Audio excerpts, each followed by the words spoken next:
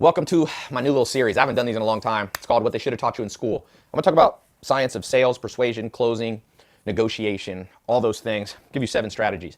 Isn't it a weird world that the most correlated skill that you can have, actually the most causative skill you can have when we're talking about income, is sales.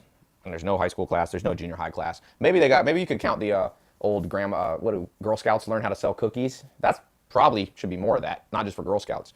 Because a great book that I recommend everyone read, it's on my books list, is The Self-Made Billionaire Effect. When they did an exhaustive study of billionaires and they looked at their come up, where they start, and they, by the way, only self-made billionaires. 60 to 70% of them started in sales. Ray A. Kroc, who became the richest man in the world, didn't really start till he was like 50.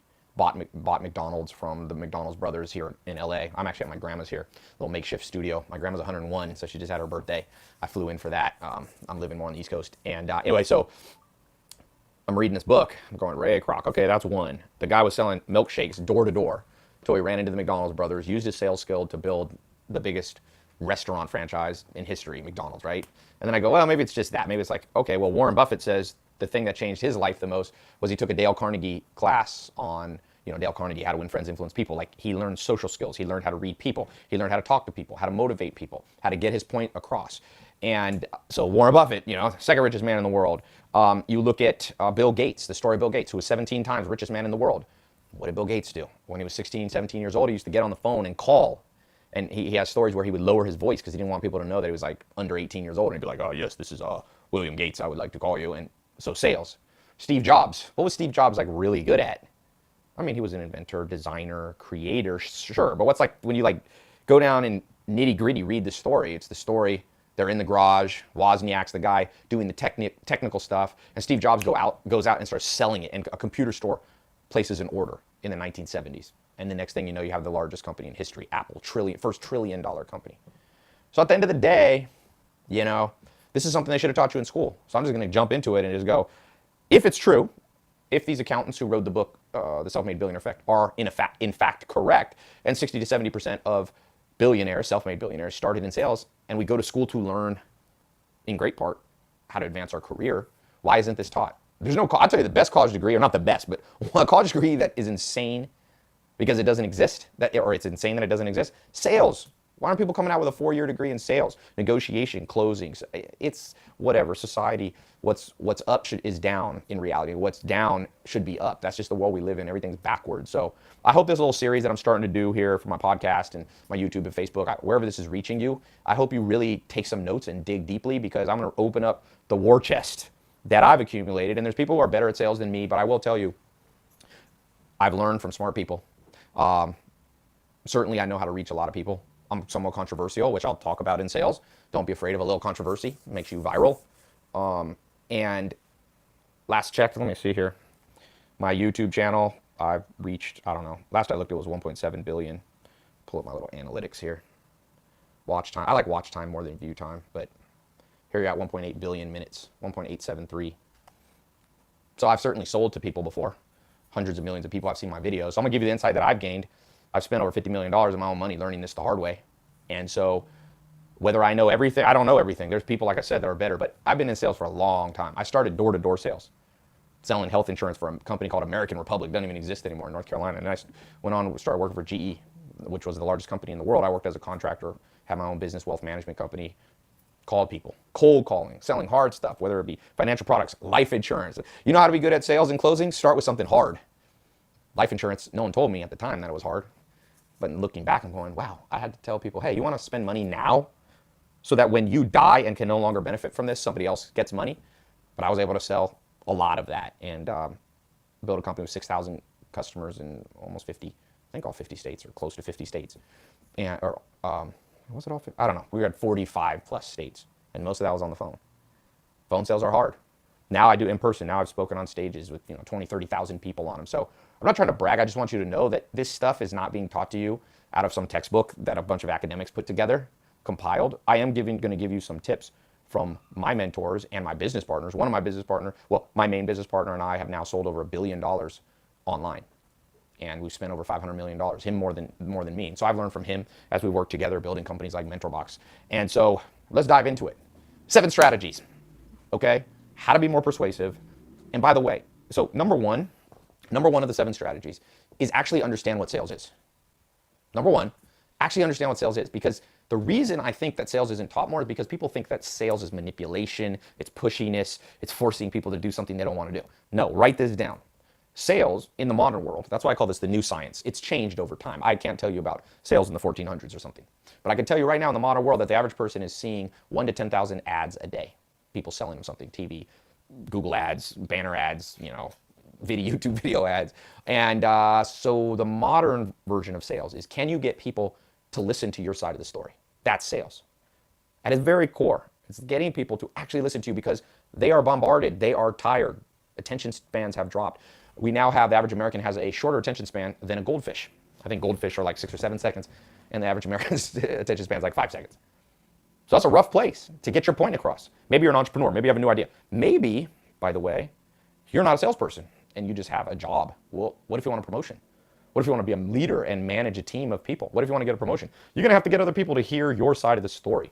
Not everybody's going to buy. See, when you go into sales with the perspective of how do I get everybody to buy from me, you're breaking the first strategy, the first rule of the new science of sales, which is it's not to force your way on people. It's only to speak and elaborate in such a way that they get your side of the story. Remember, if you study things like narcissism, one of my mentors is one of the greatest psychologists in history, evolutionary psychologist, Dr. David Buss. I'm very lucky to have him as a mentor. I talk to him, weekly for years, and he wrote the textbooks that are used at Harvard and all these schools. He was at Harvard, now he's at University of Austin. And he wrote the book on evolutionary psychology, the textbook. And what he's taught me about narcissism is that, see, scientists, this is why you have to learn sales. If you go back to the old beginning psychologists, Sigmund Freud, let's say, Jung, these beginning people, they began to understand that there's this part of the mind that's very deep below the surface. It's called the subconscious. And they divided it up in weird ways. You had the id, the driving force, and then you had the superego, which was kind of like the voice of morality telling you what to do. And you had the ego and all this stuff, right? Forget that. That's kind of old science. But one thing we know is that humans are driven by subconscious factors. You can call them instincts. You can call them subconscious is a good way to talk about. Sigmund Freud called it the preconscious. You have the conscious, the preconscious, the subconscious. Okay. Well, here's why this is important for you today. People's subconscious tells them to just take care of themselves, to narcissistically only care about themselves. What is in it for me, baby? So if you go to your boss and say you want a raise, you're just causing them problems. Now they got to go get it approved. Or if you're going to somebody and you've got a business, a new product, you're selling on Amazon, you're doing real estate, you're negotiating a deal. Well, all those people care about is themselves subconsciously, even if they're good people. That's the conscious mind. Subconsciously, people want to hear only their side of the story. So they're listening to you, but they're not hearing you. You see, they're listening to you. And if you're not good at sales, people will listen to you, but they won't hear you. You see what I'm saying? It's going in the auditory, it's going in the ear, but it's not computing in the brain. They're not going to change. They're not going to do something just because you're a good person. No.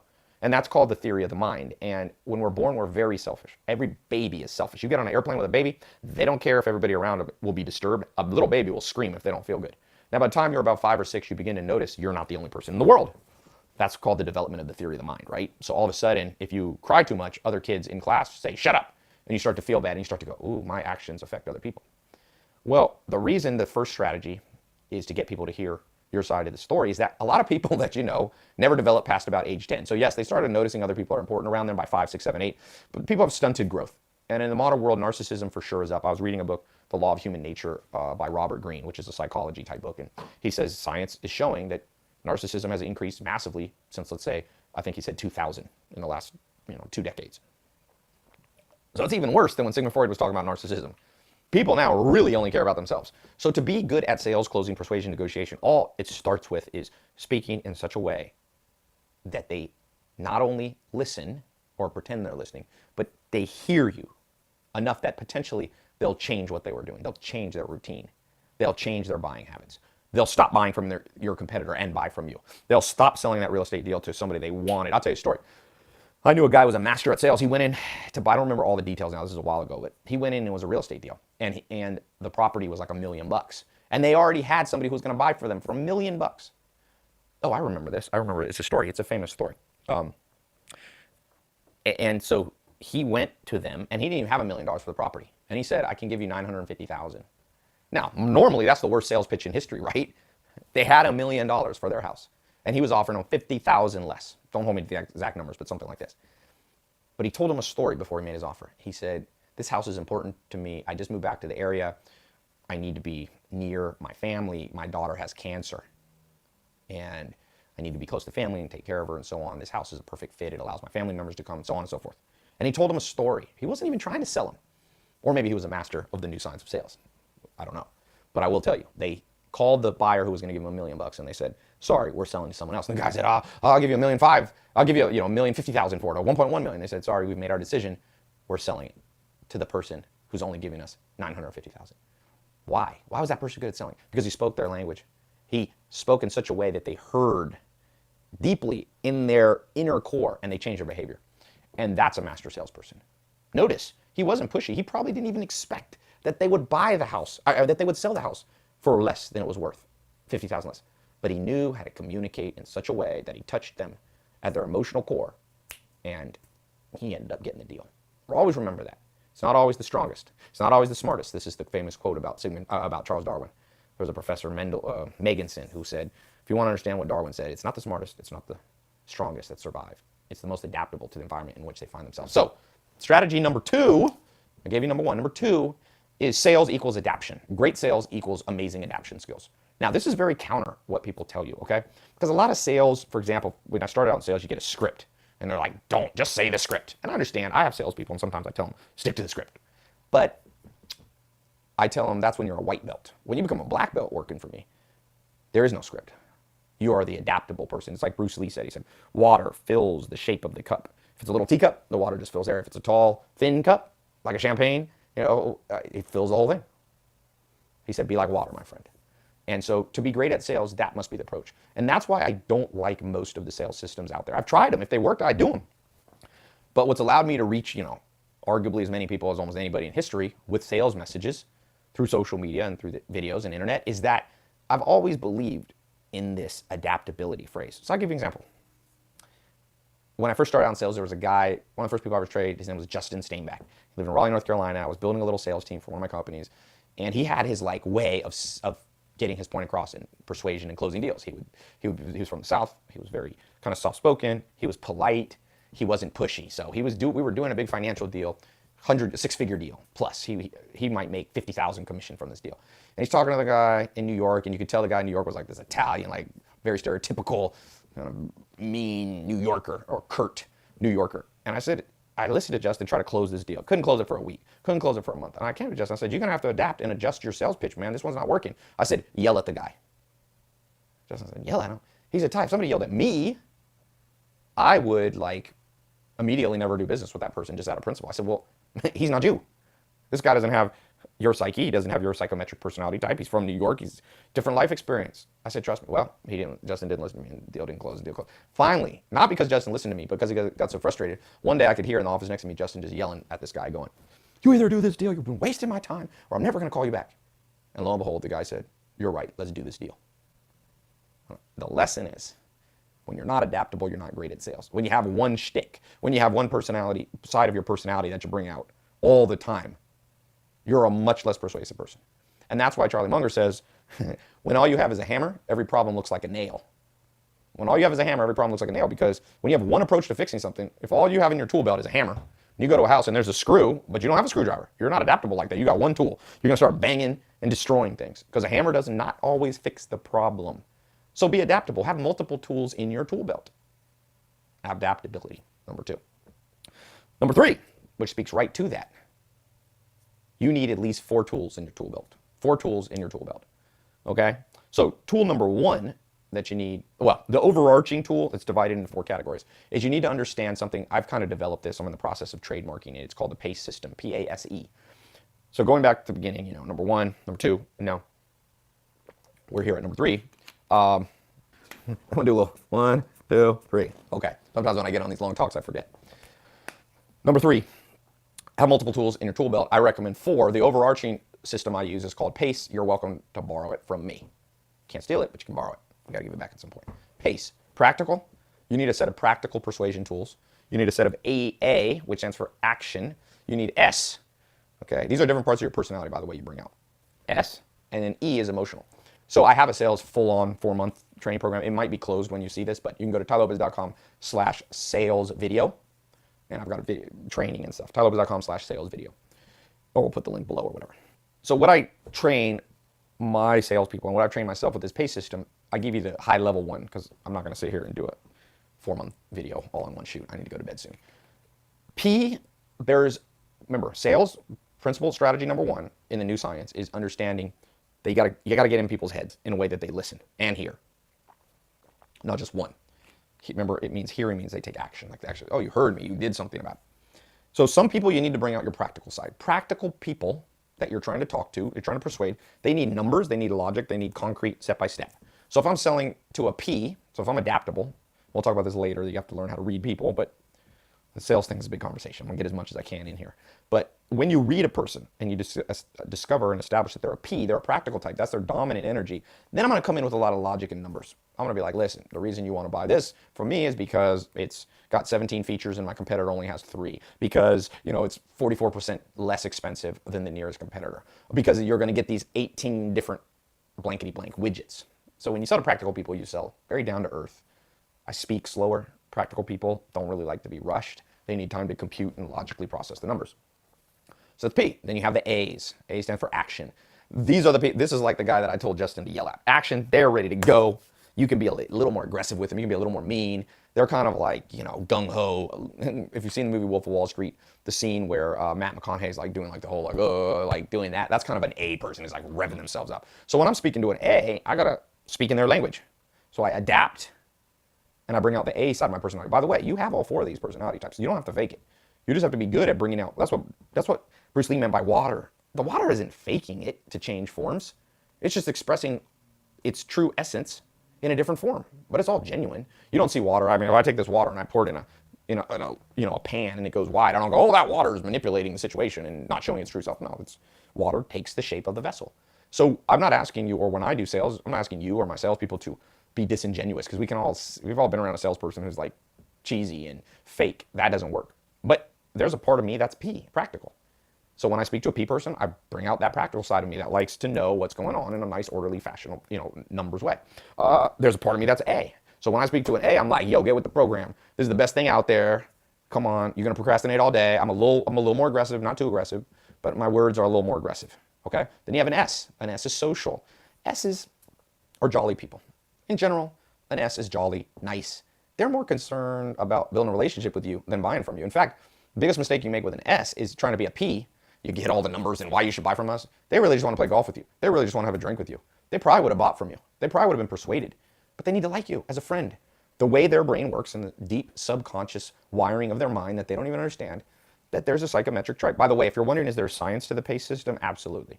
The most recognized by the academic world accurate test used to be the Big 5. It used to be Myers-Briggs a long time ago. It's kind of the Jungian one. That's kind of been discredited. I've gone through the Myers-Briggs. It's okay. The retest accuracy is relatively low. Then they developed something called the Big 5, which was considered the standard way of understanding people's personalities. In 2001, it was updated by a scientist. I think he's out of Canada. I forget his name right now, but he developed something called the Hexaco score. It's a great book he written about it called The H Factor of Personality. I recommend it for everybody, especially if you want to get good at sales, reading people, social life, all this stuff. So Hexaco score. So my PACE system is roughly based off the combination of the Big 5 and the Hexaco. So for example, in Hexaco, you have honesty, emotionality, extroversion, agreeableness, conscientiousnch, and openness to new experience. And then those divide into subfacets. So you have 25 subfacets. So you have sincerity, you have greed, avoidance, modesty, fairness. Those are your H's. Your E's are the emotionality. You have fearfulness, anxiety, sentimentality, and dependence. And then you have for the X, you have extroversion. I'm not going to go through all these, but extroversion of things like social boldness, things like social self-esteem. They have one that is what's it called? It's like your energy level. I forget the name right now. I'll remember in a second. But the PACE system is more built around the extroversion, but also it's built around the facets like conscientiousness. So practical, what I'm calling P, I'm giving you like, this is like, I try to live my life like half street smarts, half book smarts. My grandma is more from like a book smart family. My grandma went to Yale. My grandpa, they went to Yale. That's where they met. My dad's from the streets of Harlem. So all the stuff that I teach is kind of like my life experience and what I inherited, maybe, which is half and half. So For those of you who are more P's, who might be doubting, does Ty know what he's talking about? Is he just making up a pay system? No, I can talk to you about this for a long time. I tested 300,000 people last year myself, more than any psychologist in history. So or more than any psychologist last year. I did, because I got the internet. I can reach a lot of people. Most psychologists do tests on like 80 college students. I think I actually did 250,000, not 300,000. But so this PACE thing is built around the hexaco factors of conscientiousness. The A, the action, is basically around the social boldness and things like that. There's other ones like extroversion, narcissism, somewhat A, somewhat. But S is built around the agreeableness factors in hexaco. So S is a social person. They're like, these are people that have high agreeableness, okay? Agreeableness is composed of things like flexibility, forgiveness, so like low stubbornness. Like a social person in the way I understand it and use in sales, it's kind of like that person that's just like, yo, you want to go have a drink? They're like, yeah. And they come off a little flaky. And when you do sales, they're the ones who don't want to make you feel bad. So say, yeah, I'll buy from you. And then they kind of stop answering your texts. That's how you know you're dealing with an S, because they're more about the social life. So they didn't want to. An A will be blunt with you. A P will be real blunt with you. They'll go, I don't want this. I calculated my pros and cons Excel spreadsheet, and this does not work for me. Okay, and then lastly, you have E's for that's emotional, and that of course correlates with the hexaco emotionality, which is anxiety. It's primarily one we can use as anxiety. We live in a very anxious culture, society. Anxiety is probably at an all-time high because we have urban living. That's one. We have low social dependence, familial dependence. I used to live with the Amish for 2 years. All the Amish live near their parents. It lowers your anxiety to be around people you know. We now migrate to places that we don't know anybody. Our social circle's disrupted and so on. We also live in a much more complex society with a lot of the natural, quote unquote, social mores and constructs pulled out from under our feet. Things like, for example, the Amish are like how people used to be. As you grew old, you didn't go in a nursing home. Your kids took care of you. Well, that's gone in modern society. Now you grow old, they dump you in a retirement home. That happens all the time. And when you're young, you used to be, your dad taught you, your mom taught you, your neighbor had a little apprenticeship, you learned a career, you had a few choices. Now it's like, go to college, get 1.2 trillion in college debt. That's the current U.S. debt. And then we throw you into the world with a million options. You haven't really been trained for it. And now you have debt and anxiety goes up. So emotional people, I think, are on the rise. And you have to deal with them very specifically, because the E-type people are, how do I say, they're very sensitive. They're relatively thin-skinned. They're a little flighty. You can lose the deal if you're trying to sell to them, because they like, you trigger their anxiety. Don't trigger their anxiety. Okay? Now, let's keep moving because we've got still a lot to cover. Number 4, learn to read people. Learn to read people. Now, I've kind of touched on this in number 3, but number 3, the strategy I was giving you is more, you need to adapt between the 4, PASE. But now for strategy number 4, you got to know how to read them. And this, I could shoot a 38-hour video. There's things from body language, tonality, but I'm just going to give you one strategy, which I find to be the simplest to start with. It's like a lexicographical, I believe that's the word. It's word-based, vocabulary-based, okay? What I mean by that is people give clues in their language. In fact, there's a whole set of scientists that all they do is study language. One of my mentors is Jonah Berger, who I think he teaches at Wharton now. He went to Wharton. He wrote a book called Contagious, which is a really good book. I recommend you read, by the way. I was just on the phone. I do mentor calls. I pay for mentors, by the way. I spend anywhere from $50,000 to $200,000 a month on being trained by smart people, whether traveling to them, putting them on retainer, or whatever. So a lot of the stuff I'm teaching you, I'm giving you for free. It costs me a lot of money to learn. It's just talking to Jonah Berger, and he just did this huge multi-year study specifically around things like customer support and even sales, about language, how language matters, your choice of language. But I'm going to go a little further. You can listen to people's language and their choice of words and learn a lot about whether they're a P, an S, an A, an S, or an E. For example, it's pretty simple. When you're trying to sell something or close a deal to an E, they bring up the word fear a lot, or some derivative of that word. So they might say like, well, I want to sell this house to you, but I'm just worried I'm not going to be able to, I'm worried about what the taxes are going to be. I just was doing a deal actually with a guy. I've been buying I buy raw land, either put it in agriculture or I develop it. So I buy a lot of land that's in the path of development, or good agricultural land. I own some food brands. And so I was closing a deal with a guy. It wasn't a big deal. It was like $500,000 deal, but it was strategic because it was attached to another piece of property. So I wanted this deal to go through, and I had other people doing the sales for me. I had one of my lawyers negotiating, and he couldn't close the deal. Like, we worked on this deal for like a year. And finally I stepped in, and I hadn't trained my lawyer. Lawyer's more trained in law, and he's not a black belt. I tell everybody, you want to become a black belt in sales. And to be a black belt, you need a lot of training, you need a lot of hours. I'm probably maybe more than a black belt. I definitely have more than 10 or 20,000 hours in sales. Malcolm Gladwell, what did he say? You need 10,000 hours to be a master.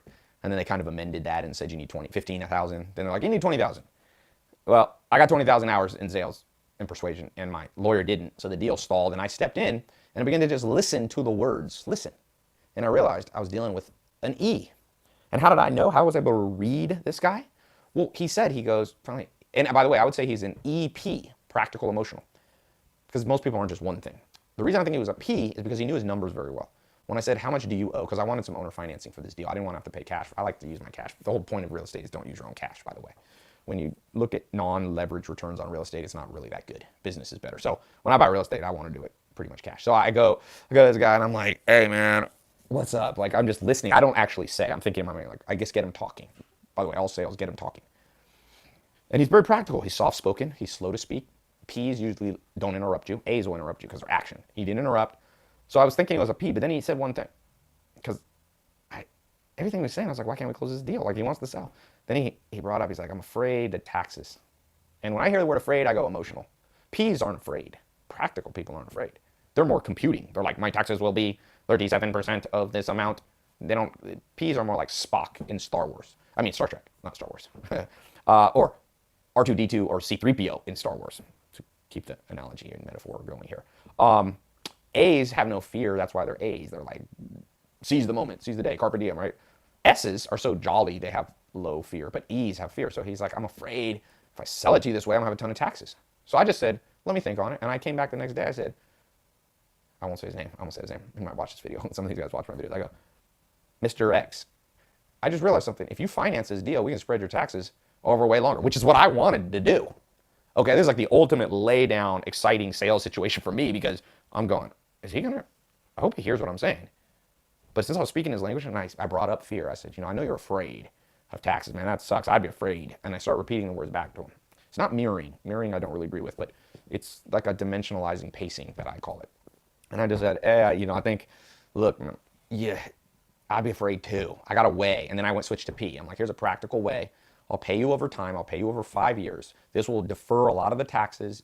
We structured the note.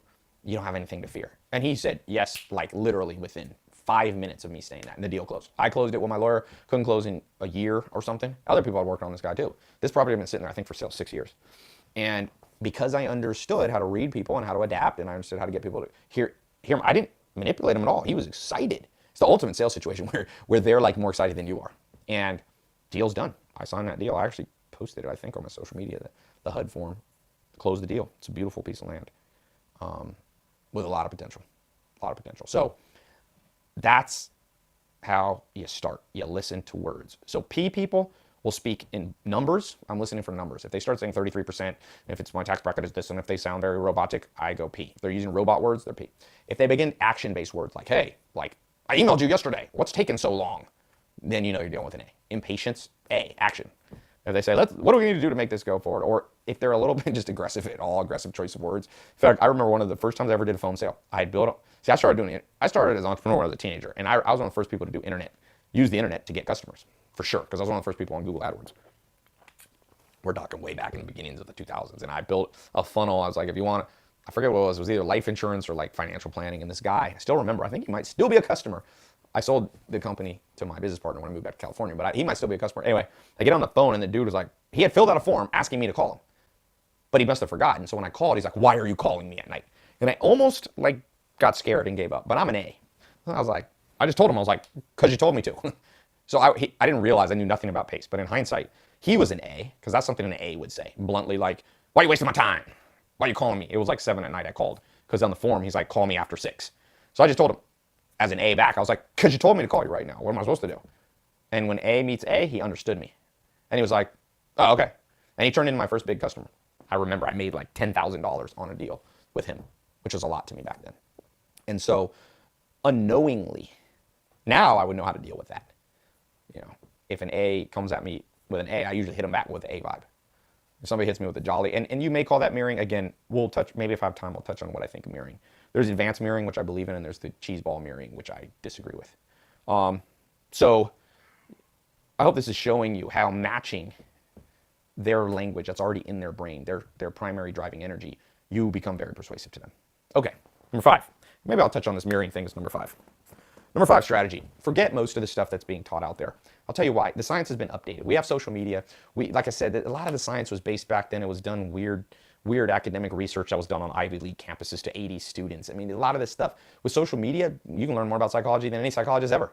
I post a picture, get 100,000 likes on Instagram. I post another picture, gets 50,000. Well, psychology is like one's more appealing than the other. And I delve deeply into it, look through the 32 cognitive biases, blah, blah, blah, all this stuff. So let's talk about what I think is flawed in a lot of what you're going to read in certain sales books and strategies. One of them is mirroring. So there's cheesy mirroring, which I don't believe in, and there's advanced mirroring, which does work. I just kind of gave you an example of advanced mirroring in strategy number 4. But strategy number 5 here is ignore a lot of the stupid sales stuff. Here's an example that's been taught for years to people. God knows how many people have failed with this. It's this thought of mirroring. So you go to a meeting and the person's kind of leaning forward and speaking fast. So you mirror them, and because the concept is that people are narcissists, so therefore they want to see themselves in you, which is definitely a little bit of truth and a lot of falsehood to it. I mean, look, opposites also attract.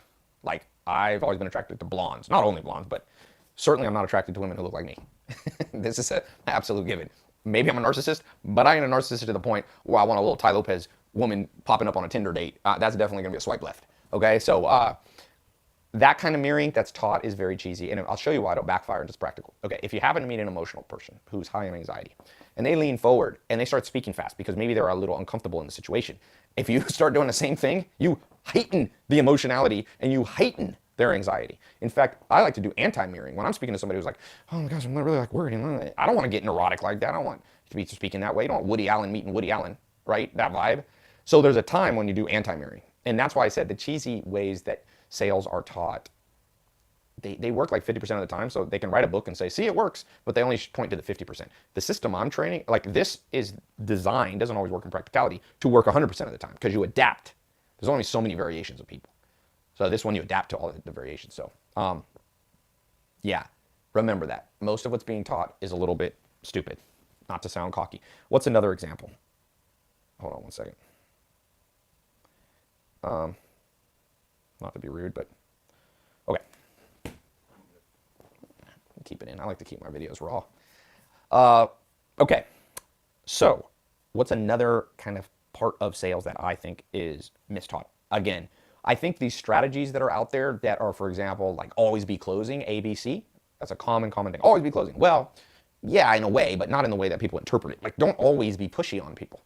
And again, you get sales when you're pushy, primarily from A types and S types. So when you push hard on A types, they take action. If you push hard on S types, they're so jolly, they kind of eventually give in, even though they're a little flaky. Don't work on P's and E's. P's are like a rock. So what happens is, sales training is like, oh, always be closing. Go for the sale. Call them. If you need to call them 63 times in a row, call them. Don't give up. Well, there's a time. Every good general knows there's a time to retreat. You regroup and you come back later. There's lots of deals that I do that I realize I'm not going to close them now. I retreat and I put them on my CRM and I call them back in 6 months or 12 months or 18 months and I close the deal then. There is a natural progression in timeline to sales. So I don't like the always be closing thing. What I'd rather be always be listening. Now that sounds cheesy, but what I mean is always be reading. How about always be reading people? ABRP. My new one. It's not quite as catchy as ABC. I guess ABC catches on because it's like alphabetical. A, B, C. Okay, I can remember that, Ty. I'm going to be a good salesman. ABRM, always be, or ABRP, always be reading people.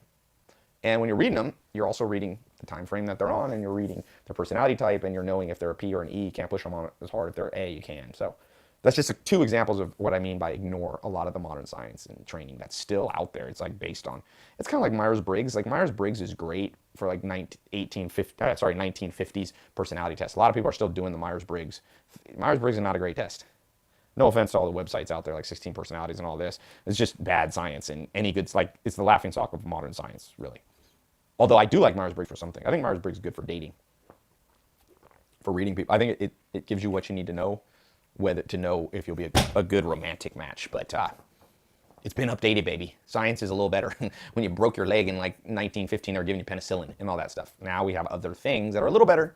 You know, not everything's better about modern medicine, but certain things. Certainly it's better to break your leg now than it was in the Civil War, when they would, like, you know, okay, put a little piece of wood between your teeth and here's science. Well, a lot of the modern sales training is kind of like Civil War. Like, yeah, it kind of works, but you lose a leg. Minor point. Like, you kind of lose, but you lose a couple $1 million deals. Yes, you do get one big deal, but you lose 93 other deals.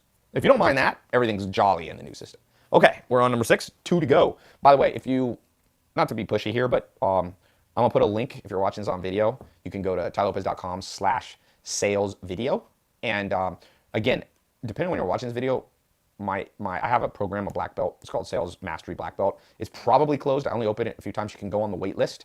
It's a paid program. We also sometimes will open up a crash course. Again, not trying to push you. Honestly, I shot this video just because a lot of people go, Tai, back a long time ago, you used to do these free videos where I could just listen to them. They were long and podcasts. And can you do that again where you're not like, you're just sitting in front of the camera talking? So, but I'll throw in a little, I guess, right? Even the Super Bowl's allowed to have a little commercial break, right? So sue the Super Bowl before you get mad at me. All right, what's number 6? What do you need to know in the new science of sales? Strategy number 6 is, survey says, learn to use the internet. New science of sales, I still see people forgetting to use this thing called the internet.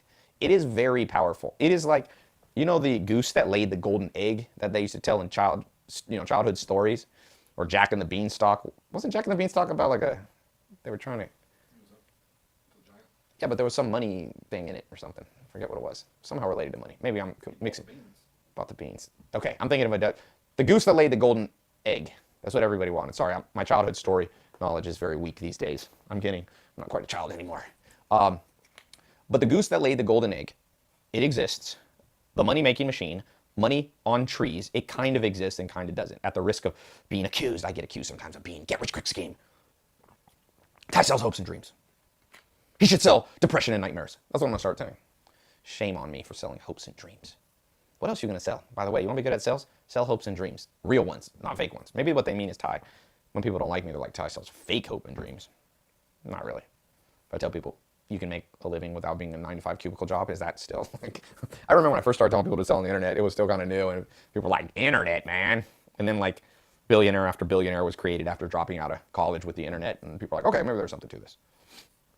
I got asked to speak with Chris Paul, a friend of mine who plays in the NBA. We got asked to speak at this community service government. Oh, it was kind of a government thing. We get there, it's all these kids. And it turns out, I did not know this, the program is like to encourage kids to go to college, which is great. I have nothing against that. I was happy to be there. And they come around, they got the big camera on Chris Paul. And they're like, Chris, tell the kids why they should stay in college. Why did you stay in college? And he's like, I didn't stay in college. I dropped out and was drafted by the Charlotte Hornets and went on to make a lot of money. I think this year or last year, he signed a $150 million contract or something like that. And then they're like, Tai, you've been successful as an entrepreneur. Why'd you stay at college? And I'm like, yeah. And then afterwards, me and Chris looked at each other like, I think they invited the wrong two guys here. But anyway, going back to whatever I was talking about, hopes and dreams. What was I saying? Meandering like I do sometimes. We want to rewind my brain. Going back 5, going back 6. Number 6 was... Thank you. Thank you, Zach. Zach has a great memory, actually. He is the Rain Man of my friends. Definitely. How many jelly beans did you drop? Or whatever it was, Tic Tacs that he dropped. Remember that in Rain Man? Toothpicks. 463. Learn to use the internet to sell. It becomes an extension. It works when you're sleeping. There is nothing that sells better than the internet. If you don't believe me, ask Facebook. Mark Zuckerberg, who runs the ad platform. That's how they make money on Facebook, by the way. Google, ask Google. Largest part of Google revenue is from ads. People are like, Tai, everything should be free like Google. I'm like, are you stupid? Or just ignorant? Or both? Combined. Stignorant. Stupid/ignorant. Nothing's free in this world, by the way. But the internet is as close as you're going to get to a money-making machine for your sales. So build a funnel to generate leads. That's what I started doing back in 2002. It worked when I was in the nightclub business. I used the internet and email marketing to continue to drive new people to the clubs and the nightlife events that I ran. And I've had thousands of people show up to the point where my biggest problem was the fire marshal shutting things down. I see nightclubs and they're just like, I go to Vegas, these massive nightclubs. They don't even collect people's email address. If I own one of those clubs, I go, we got a faster line, short line, and a fast line. We got 3 lines. VIP line for the people who buy tables. You buy a $50,000 table in Vegas, you get in without waiting. Then we got the second line, which is like the preferred VIP line. That's just people on our email list or our text list. You double opt in. We send you, add your email. Here's an iPad. You fill it out. I used to do something similar to this. And then the third line's for everybody too stupid to join the email list. They got to wait in a long ass line. Well, guess what? They would be collecting hundreds of thousands of emails. Then once a month, they could go, if you're in Vegas, we're doing a special thing here. But no, people are still trying to do old school sales. There's people with Rolodexes, or there are people even using CRMs. They're not properly using their email list. They're not properly understanding how to create a lead generation funnel. They're not using social media. By the way, social media is extensions of internet. I got millions of followers because It's like a very long, large sales funnel. If I get 100 million people to watch my stuff, the top of my sales funnel is automated, and it's not in the 7 figures. It's not in the 8 figures. It's in the 9+ figures. That's a lot. And therefore, whenever I need to sell something, when you start with the top of the funnel wide, you make a lot of money, even if only a small percentage of people buy. And so you got to master the internet and the digital age. If you're still 100% reliant on, and a lot of salespeople think they're up to date. They're like, look, Ty, I'm on, Infusionsoft, or look, Ty, I'm on Salesforce. And I'm like, woo, you figured out a CRM? We were using CRMs in '02. Okay, '02. That's not up to date. It's like you're almost 2 decades away from that. What is even more cutting edge? SMS marketing. There's chat bots. There's simple email lists, but an email list needs to be emailed often, or else it gets stale, stagnant, and people don't open because they don't know who you are. Your unsubscribe rate and your complaint rates go up, and then your delivery goes down. So you got to develop out like a full 360, to use an old cheesy digital consultant word. Go 360, man. Like, you got your social media, you got your phone sales, you might even still be sending out letters, you have your email list, you have your SMS, boom, boom, boom, you have your video marketing, you have your Instagram, your Facebook. Get 360 on this thing. Trust me, I can tell you. People accuse me of whatever they want. People love me, people don't always love me. But nobody says this dude doesn't know how to reach people. And nobody says Ty doesn't have a 360 funnel. You know you're in trouble when I'm starting to talk in the third person, by the way. So I don't like to say Ty. It's a very weird way. By the way, reading people, narcissists often speak in third world. I have a Stalin book for some reason behind me. Somewhere in Stalin, we put it at the bottom. There it is. Right there. Oops. It's very confusing too. It's right there. It's very backwards because I got all confident on it. Anyway, Stalin started out as a very normal guy, and by the end he would only speak about himself, not only, but often speak of himself in the third person. Stalin was an A, by the way. I would guess he was an A. A little too action-oriented. A little too aggressive. I think he's responsible for his own son killing and 60 million people. Yeah, don't try to sell to Stalin. The Stalin type needs to be just cut out of your sales funnel. Just put them in the unsubscribe list. Okay, and now what is 7? Do-do-do. Do-do-do. There's many things I can make 7. So what do I feel like talking about right now? Because there's really more like 200 strategies to be good at sales. It's funny when people come work for me in sales, like, when I really start rolling out all the strategies I have, people are like, wow, that's a lot. That's going to take me a while. I'm like, yep, that's how the game, I've been playing chess for a long time. You want to get good at chess? There's a lot of different permutations. There's a lot of different openings, and almost infinite. And that's how sales is. So, in fact, I'll take it there. I'm going to take it there. Number 7, game theory, baby. Learn the science of game theory. And I want to make it very fun for you to start. Watch the movie with, it's called, it's on Game Theory. It's about Nash. It's called, is it not Theory of Everything? What is this fucking Beautiful Mind? Thank you. Theory of Everything, Stephen Hawking. My mind is a little tired right now. It's late at night, and I'm on East Coast time while I'm here in California. So basically, in this movie, Russell Crowe is this scientist who goes a little cuckoo, and it's all about a true story of how he won a Nobel Prize for development of game theory. Now, game theory is a whole other conversation. I should record 62 other videos to explain game theory, but here's the basics. You already kind of learned game theory in school. You just understand it. Remember this physics principle that they taught you? I don't think they mentioned this in Beautiful Mind, the movie that I recommend you watch, but I'll just update you. Every action has an opposite and equal reaction, and this is where people mess up. So when you think very linearly, or very, you just see things very simply, you miss how the human brain works. So for example, always be closing. Well, if you call people too much, what happens? Every action has an opposite and equal reaction. It works on some people, but in the game of life, does one strategy always work? If you play soccer, does one kind of shot at the goal always work? No, you got to vary it up. When you play basketball, does it always work to shoot a three-pointer all the time? If you're the Houston Rockets a couple years ago, that's what they tried. And to me, it was too one-sided of a strategy. I don't know if you remember, Chris Paul got hurt. They're playing Golden State Warriors. I was going for Chris Paul's a friend, so I was going for the Rockets. He's out. They still almost win, but that last game, they shot like the most three-pointers in any playoff game. And I just didn't agree. I agree to disagree with their coach. I'm going, switch it up, baby. Every action has an opposite and equal reaction. When you always shoot three-pointers, you become predictable. Think about football. American football, for those of you not from America, gridiron. If you always throw the ball, the defense adjusts the game. So they spread out, and they don't have as many people on the line. They have people in the back. It's predictable, and so it stops working. So you have to run the ball up the center, or you have to do a variety of plays to throw people off. So when it comes to sales and persuasion, kind of one of the overall things I hope you take away from this free, brief training and podcast video thing is that the real way and the real science is that there is no one thing that works. And this freaks people out. People always come to me, they go, Ty, what is the one book? What is the one book that will ensure my success? Well, I say, you need to watch beautiful mind and understand game theory. If the game of life was so simple that one book would answer all your questions, guess what? Homo sapiens would not be the dominant force. We'd all be, we'd be part Neanderthal. But humans were able to outthink Neanderthals. In fact, if you do your 23andMe or Ancestry DNA, all of us have a little Neanderthal still in us, because it's not too long ago that Neanderthals were kind of our cousins on Earth. And so why did Homo sapiens become the dominant form? Well, I don't know the exact reasons. I'm not an anthropologist. My grandma is actually. I'm not an evolutionary expert, but I will tell you, talking to those experts, in great part. In fact, if you read the book, Richard Dawkins' book, The Selfish Gene, one of the first kind of books that brought this evolutionary psychology and biology to the masses, along with a guy named Trivers, and all these great people are still alive. I got to interview Dawkins, fascinating guy. It's because humans understood game theory better. We knew that we had to switch it up. We knew that what worked when we lived in Africa did not work when we migrated to Asia or migrated to Europe, North Europe. We began to have to adapt to win the game. And so for those of you coming into this video and you're like, you know what, what's the one thing that's going to be great at sales? I'm friends with Wolf of Wall Street. What's the one way to sell this pen? Sell me this pen. Sell me this pen. You're on the wrong track, baby. You're always going to my sales guy's going to destroy you if we ever call the same client, because I'm training them to be black belts in adaptability and not saying what's the one way to sell the pen, but what's the one way for that person to be persuaded to buy that pen. Because and know that it can change in mid-conversation. If you become too practical, I'll give you an example. Just a practical example. Going back to that deal I told you that my lawyer couldn't close that I stepped in and closed. If I had been too emotional, I knew he was emotional and concerned about taxes. If I had stressed the word fear too much, I might have made him think of a whole new set of fears that he didn't have. For example, I could have ruined that deal by like, you know what? I totally get it. You're afraid of tax. You're afraid of your, but boy, it could be worse. Your property tax on the new place you buy might be way higher than it is here.